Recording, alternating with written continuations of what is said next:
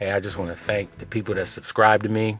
I had 2 at the end of last week. So basically, I was an Uber driver with 2 people in the back seat telling them about MGTOW. Now I got 6. So I've got a basketball team, 5 starters and somebody coming off the bench. We don't want any injuries, of course, because we might be in trouble.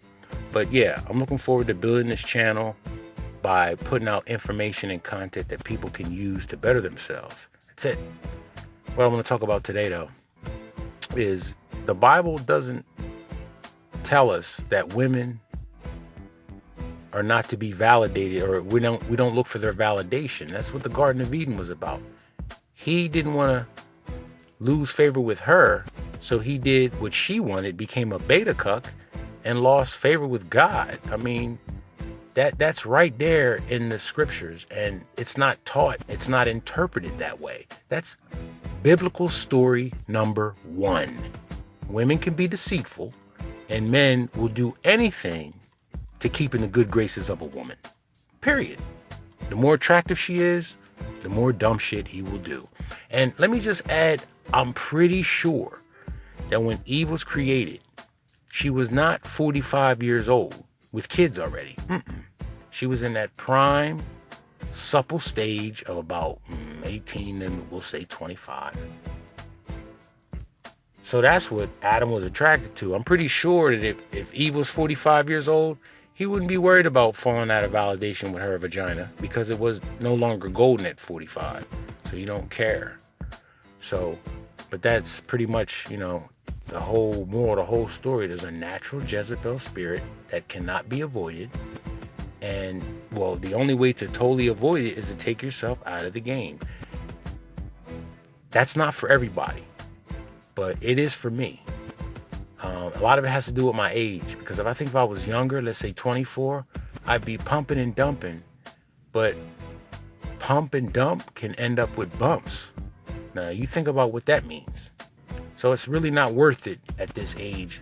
A lot of STIs and STDs, I guess they're the same thing, and these women have petri dishes full of bacteria in their pussies. That's what they do. Pussy petri dishes. That's what they are. So go up in them if you want to, but any consequence you get, it's on you, for real. Seriously. Like, if you know about female nature and deception, I don't know why you would expect them to tell you if they were stricken with a disease. I don't think they would broadcast that. I'm not willing to chance that. It's just not worth it to me now. Not now. Not at this age. I don't need to be having a dick looking like a Nestle Crunch bar. I don't need that now. I never needed that. I thank God I don't have to deal with that. But, pumping and dumping has just become too risky. And plus, I'm 44, so I'm going to be pumping and dumping on single moms that just don't turn me on. So there won't be no pumping. It'll just be them trying to get or making hints about wanting to get busy, and I'll just be avoiding it like I don't know what you're talking about. You'll tell me, if anything's going to happen, you got to make the first move.